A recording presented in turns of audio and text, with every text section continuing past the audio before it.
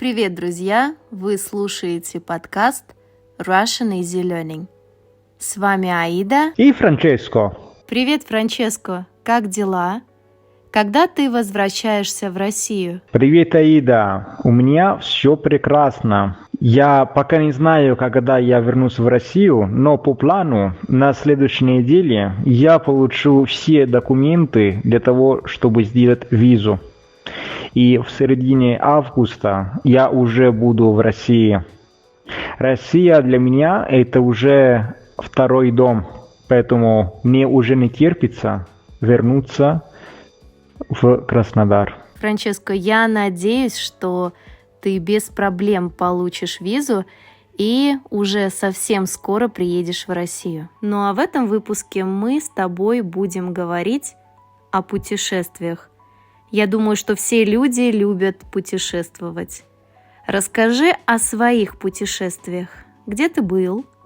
Какая страна тебе понравилась больше всего? И почему? Я люблю путешествовать, поэтому этот подкаст для меня будет очень интересный.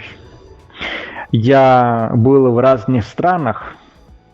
На Украине, в Болгарии по работе, в Хорватии с семьей, в Словении, в Англии, когда мне было 18 лет, во Франции, в Швейцарии, в Австрии, в Румынии и, конечно, в России. Страна, которая мне больше понравилась, наверное, Болгария, потому что для меня тот опыт был очень особенный. Я там был как переводчик, можно сказать, переводил с болгарского на итальянский и наоборот. И мне было всего-навсего 18 лет, поэтому сама можешь представить, какие эмоции у молодого человека возникают. Да, могу себе представить, это очень крутой опыт. Уже совсем скоро ты приедешь в Россию. Расскажи, ты планируешь путешествовать по России? И какие города ты хочешь посетить? Конечно, я планирую посетить много русских городов. Пока у меня не получилось посещать много мест в России. Но я планирую, конечно, в будущем съездить в Питер, потому что, насколько я слышал, в Питере очень много достопримечательностей.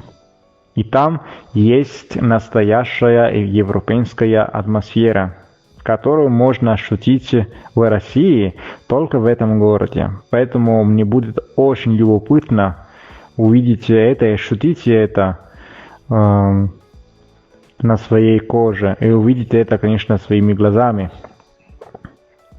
Я был в Сочи 2 раза. Первый раз с своей девушкой в январе, а второй раз по работе. И в Адыгее. Когда в январе я возвращался в Италию из России, у меня была пересадка в Москве. У меня там очень хороший друг, у которого я жил только на день. Было очень холодно, минус 15 градусов. И я могу вам сказать, что для итальянца это очень низкая температура. Я не был привык. И в Москве я был только на день. Конечно, он очень большой город, поэтому нужно больше времени для того, чтобы увидеть и хорошо посетить. Франческо, многие люди, которые живут в России, и не только в России, в других странах тоже, они хотели бы жить в Москве.